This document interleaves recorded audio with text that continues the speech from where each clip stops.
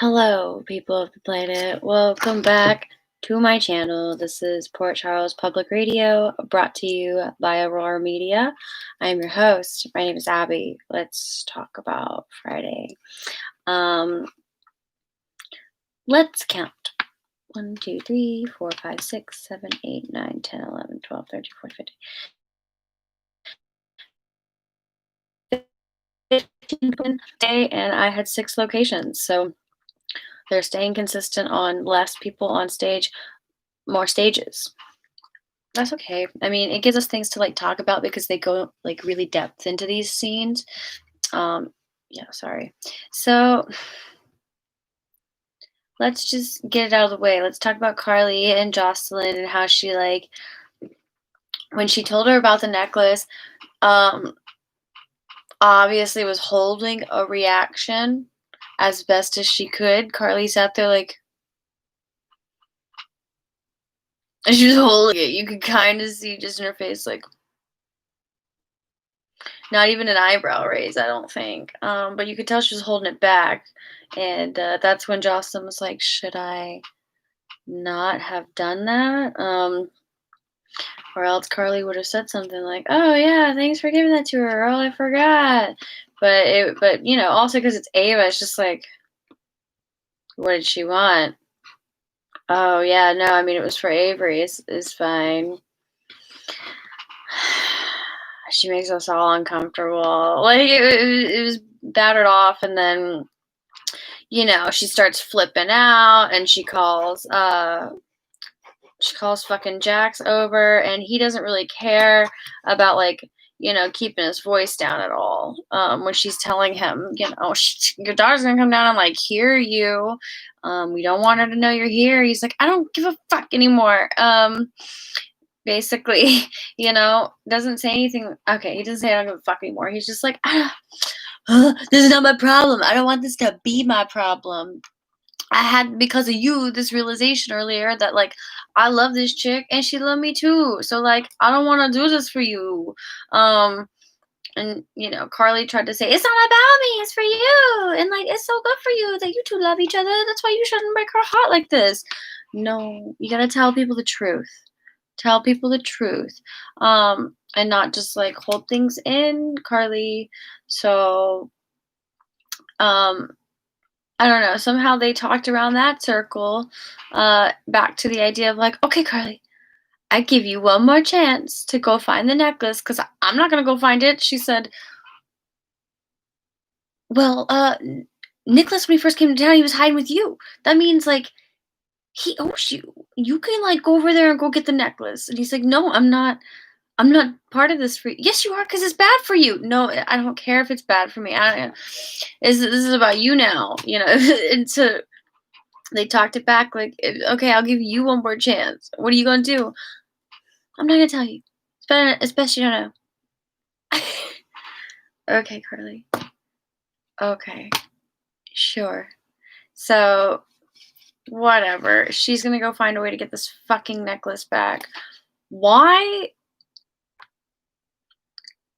Because it's giving her something to fixate on. That's the only thing I can think of. Like, because, yeah, she doesn't want to be accused of this, but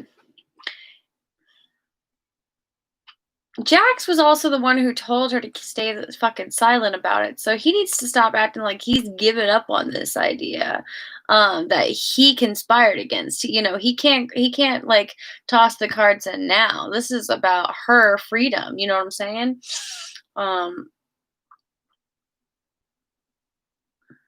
it's just, I think it's dumb that he's like, no, I don't want to do this anymore. But like, you could do it. I'll give you one more chance. Before what? Before you tell your chick and then she's gonna love you anyway? I don't know, Jax. He always seems to manage to do things like that, like talk his way out of shit. So he just might.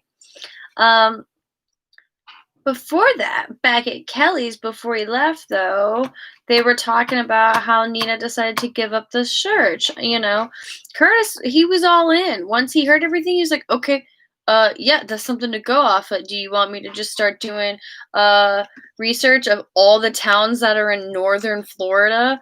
Like, what is Northern Florida? Let's figure that out. See if we can jog this person's memory about what the town's name could be. What could she even remember what that was? What if we just like made a list and like handed it to the chick? Could she remember? Um, and go from there. But Nina was like, no, I don't want to continue the search. I just want to leave it there.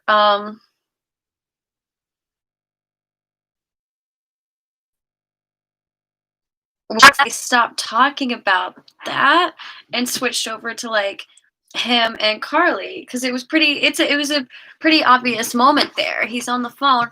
Is it Jocelyn? No. Okay, well then I'll be on my way. Was that Carly? Yeah. Well, is Jocelyn okay? Yeah, but she says she needs to see me, so I gotta go. Okay.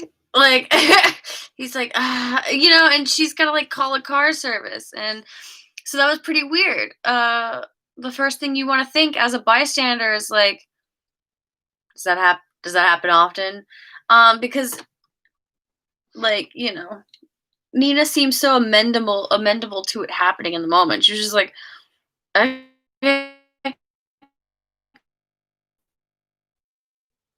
at this point for somebody to react that way, at least in Curtis's mind. And Nia's response was like, yeah, that's a recurring theme in our relationship. The theme of like Carly comes first. And it's because of like obviously that connection is there because of the kid, and even though the kid is older, Nina admits they are friends, and Carly's going through this weird moment right now where she's grieving the loss of her person. So like, yeah, she needs Jax to lean on right now. That's fine, because I know she's not going to be like a threat towards me and Jax. We love each other, and I know she's not going to try to like, I don't know if she wants to say that because Carly's really good at like sabotaging shit when she's emotional. She slept with Sonny when she was emotional about something, and destroyed her relationship with Jax. She slept with Jax when she was pretty emotional about like shit was in her relationship with Sonny once. Like he just like showed up one day and was like, "Do you sleep with Jax?" She's like, "Yeah, why not? He was here. He was in town.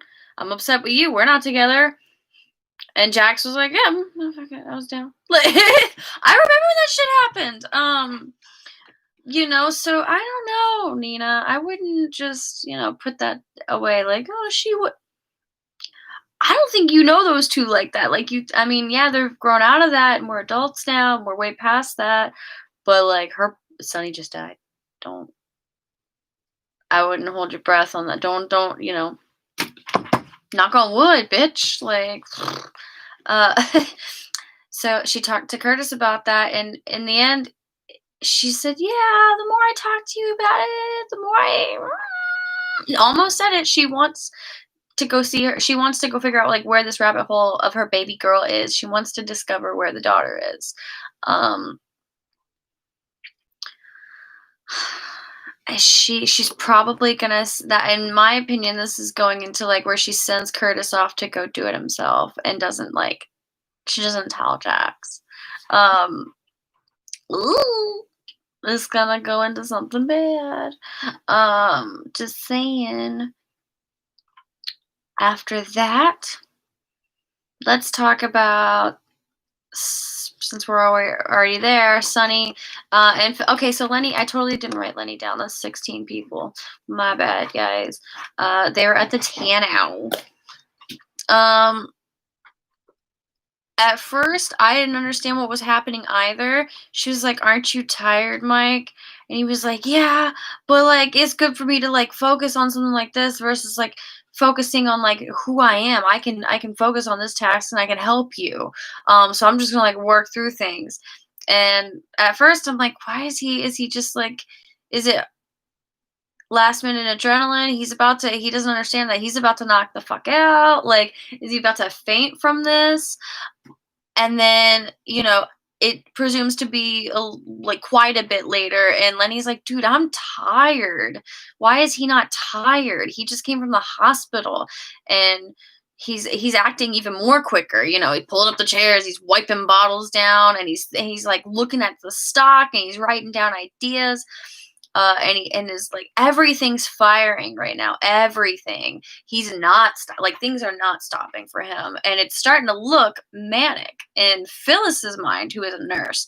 I wouldn't have figured out that like she would have, that quick, in my mind, because I didn't even, knowing Sunny's history, just watching it, like, she was saying, I think this is a mentally ill episode, or I don't know what she called it. I think he's mentally unstable. This seems like this is an episode of like mental instability, or something like that. She didn't call it. I don't even think she called it an episode. I can't remember now what the fuck the wording was, but I should have written it down. But she diagnosed it like, and he said, "Damn, did you bring home somebody who's mentally ill?" And she was like, "No, everybody. There's a lot of people who deals with mental illness. Like, there's a wide spectrum of that. Have some compassion." And he's like, "No, dude, you gotta stop. Go upstairs or go home, or like go outside. Like, that's it. We're done." Um, and of course, Sonny's like, "Oh, I didn't mean to. Okay, I was just in a I was I mean, I just want help, and okay, just don't touch the chairs, cuz like I'm gonna come back. Don't touch the chairs, cuz I will come back to them." So like that moment for me was like, "Oh yeah, that's a manic kind of response, or like a ticky kind of thing to like want to come back, something you're fired up about and you can't let it go, and you have to come back to do it later." I can understand like somebody who is stuck in a loop or wants to like keep their hands clean, or not clean, busy. The restaurant, the bar industry is good for Sonny. Watching all the craziness. He's like, specialty cocktails. I could be good at this. It make like the bar. You're creative. My brother's like that. I have a brother who like getting to make drinks and his cocktails and like make his bar look like whatever. It's not just a man cave. Like, it's a legit bar. Like he has a kegerator and like beer vending machines, like signature everything.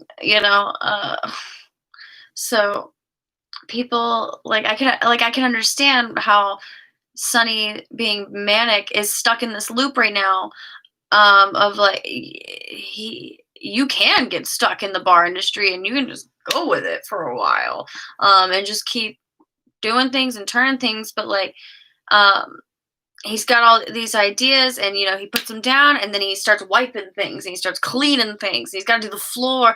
That's the he would have found everything to clean.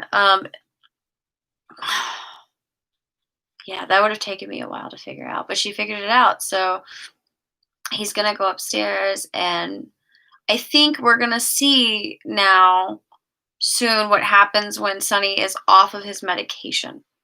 What happens to him, and how he might misfire. I don't know if it's going to be like a social anxiety thing, or if it's just like because his body's drained, he's going to freak the fuck out, or like what's going to manifest the episode. For him, it could be just everything. I don't understand the mechanics of being bipolar or how it functions. I have friends who deal with manic depressive episodes, and have that diagnosis, so it's similar. But and I know people who deal with bipolar. I just don't have anybody close that I've dealt with it myself enough to know much. So yeah, that was just like, oh god, he's gonna start acting weird. I'm not ready for this. I don't want him to hurt anybody. Oh no. And it's gonna come from a, a a place of not wanting to do that. Oh, it's so hard to watch. Like, just listening to him, the actor Maurice Bernard, talk about like his episodes he's had, the the guilt that comes with it. that's not just a chip on your shoulder when you have episodes at on people. That is a thing. That is a weighted blanket stuck on you for a while. Like the guilt trip of like what you've done to hurt some. It's hard to deal with. Because it's an accident and it's a whole lot of things. So I don't want to watch it. I don't want to. We're gonna have to, and maybe it'll help Phyllis figure out. You can't do shit like this, girl. You can't just like pick people up off the street and help them. You gotta like get him to his home, get him to his family. Um, so it was fun to watch and sad because I know it's gonna get worse. Moving on from that, Jason and Liz were at the gym, and she tried to be a frightening little fret there, but she kind of just came off like a bitchy little chihuahua. I hate when they cut her hair like that, and she's wearing this like bigger woman like outfit. I mean, it's fashionable, but like the hoodie and all, it just kind of looks like she's tired and she's got a lot going on. She's got a lot to focus on right now, and she's grasping. Liz is holding on to what she's got with Franco every single day with the kids and this beautiful dream of like him helping them with their homework and the little fuck baking. He's so supportive of it. He's so supportive of it. And Jake with the art. That's literally how Franco came into their lives, was the art love that they have. And what she doesn't understand even more is like he was just there for Cameron, like what he's done for Cameron. She understands it, but like doesn't love it and see it as much as those two, what their bond is. She's holding on to that. And what Jason says to her today when she tries to like come at him for this, she says, what you think you have with our kid is nothing compared to like what we have with that fucking kid every day. And he was like, are you talking about what you had with Franco before the tumor? Because he has the tumor again. So, like, that life is gone. Because, like, this is tumor world now. The same as before, but, like, it's different. This is different. You can admit that. He doesn't say that, but, like, you can admit that. Like, it's going to be harder. And she was like, ugh. And you can tell life is already harder and different. It's already different. So, she tried to be like, don't. And he was like, I'll know when Franco's gonna be is a threat. Is a threat. I'll know. Are you gonna know? She was just like, she had this look of like, of course, like groaning. Like, you people think I don't know him. Like, no, you know this guy more than anybody.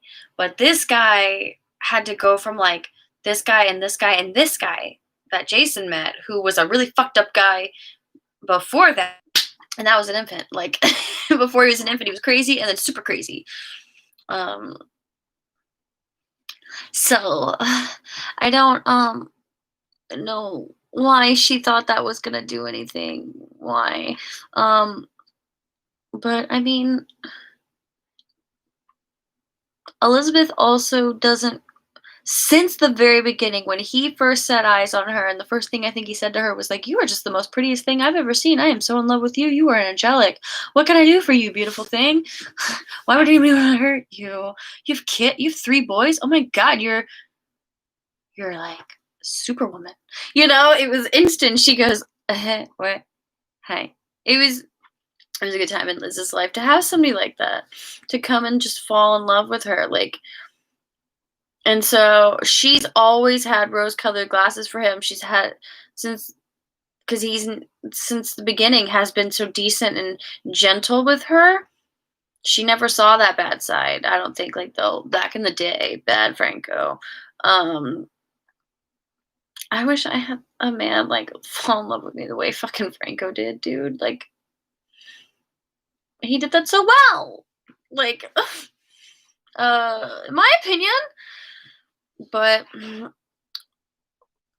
gonna have to see. We're gonna have to see what happens now, because that girl is just running in circles trying to like save her marriage and save her life with this man, and he's like doubling down at home with Scott saying, "Look, can we get something on paper that says if Jason kills me, like it's okay. You don't have to prosecute him." Um, you know, and what the fuck, man? You just had this conversation with your wife before she left where she was like, "Why are you so willing to throw that away? I'm gonna go talk to Jason and see if he'll like not do this."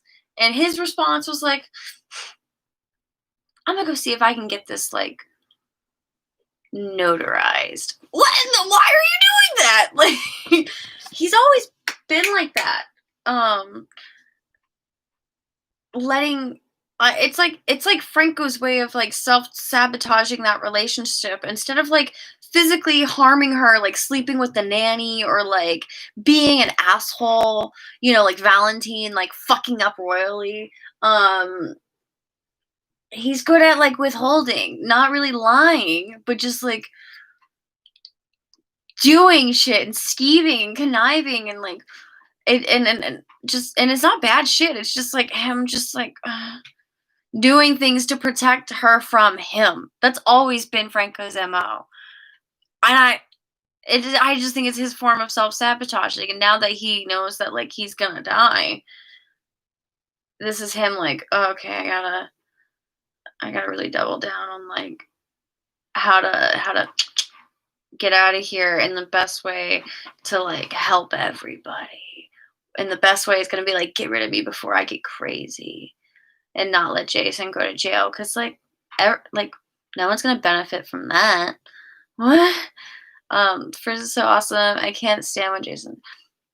Yeah, I hate reminding us like we've done so much to rehabilitate Franco. We've done a lot to rehabilitate Ava. Um, I just want to keep them. Stop reminding me of like the bad hand. Like this is Todd.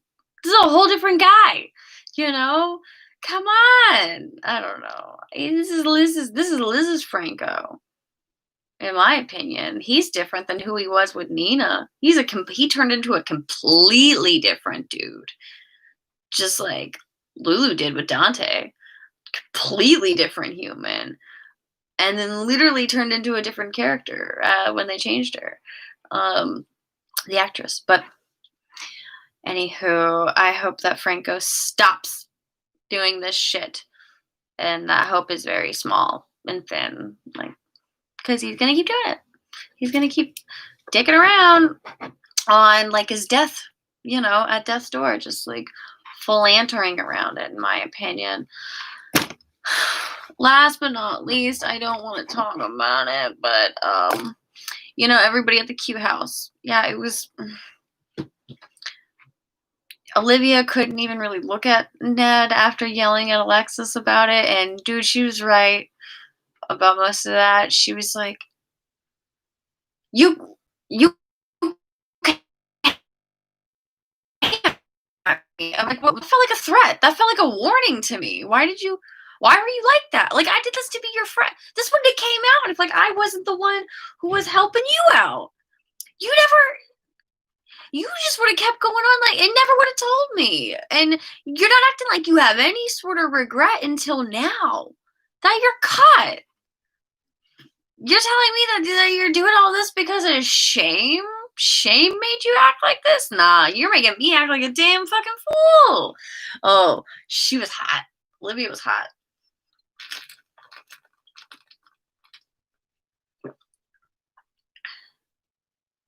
So then she won't even look at Ned and calls him exactly on it. She says, deleted the voicemail, but because you were so freaked out about the worst case scenario, you projected onto me what you would have done because you were so freaked out. You just thought the worst of me and you covered it up in the best fucking Quartermaine fashion that you could. Because like it was easy for you to do that, right? It was revenge. Like that's what you made it out to be. He's like, "Oh no, that's not what. Yeah, this is what it was. This is what it was. Don't lie. Don't fuck around." Like, yeah, it was. We all know that. I don't know what he was gonna say right there. Like, what do you mean? What was it? That was exactly what it was. Ned, we were all there. So, she's like, I don't know if I want to like subject my kid to this family anymore. That's right. That's fair. So, you know, he was chivalrous at best there at the end. He did it right. He was like, "No, don't leave. At least not tonight. Don't wake Leo. Just tonight, and tell him I love him, and Olivia, I love you. When you're ready, if you're ready, I'll be waiting." Yeah, you will, bitch. Like, she had that look like, okay. And then she had to cry. She had to cover her face as she went into that white couch because she had all that makeup on and she was just blubbering away. Fuck, that was hard. I could her she was choking in that scene to like hold that kind of like emotion and fret. This poor woman, man, acting like a fool. You thought she thought she had everything, and you going to damn. You're gonna play Olivia like damn, dude. Oh, that hurt. That hurt me so hard. So hard. You fucking asshole. You're gonna do Olivia like that, dude. Where are you gonna go? Where's he gonna go? She owns the best hotel in town. You gonna go stay at the hotel? You gonna stay at your wife's hotel for free, dick? Ugh. Uh, okay. So whatever. Alexis came out at Tracy for it. That Tracy said, "I did this for you," because she did. She thought that it would help her get. She did say like, "Oh, this is for your own good anyway." She was fucking maniacal about it in the sense like at the very beginning of justifying the whole time. The second she started doing it, sorry, Alexis, but this is for your own good. um. And like as it was happening, she's like, "What do you mean jail? What do you mean prison? What do you mean a ticket? I just wanted to get some help. Why don't want just get some help. Why can't we just take her to rehab? Take her to rehab. Why are you protecting or why are you like disagreeing with this, Alexis?" It just came out in the worst possible way. Cruel intentions. You know, fucking Tracy. Same thing with Ava and Morgan. I just thought like everybody else would notice that he was fucked up. I didn't think he would go and have a manic episode and then die. No, you didn't. That was clear. You didn't put any of that into consideration. This is why I don't want to watch what happens with Sunny and Phyllis. Oh, okay. What a Friday, you guys. This was fun. You've stuck with me this far. Thanks for sticking. If there's anything else I missed, um, hit me up about it. Let's do this all again soon. Maybe Monday. Um, as always, peace to the planet. Tip your waitresses. Be safe. And as our ice princess used to say, bye.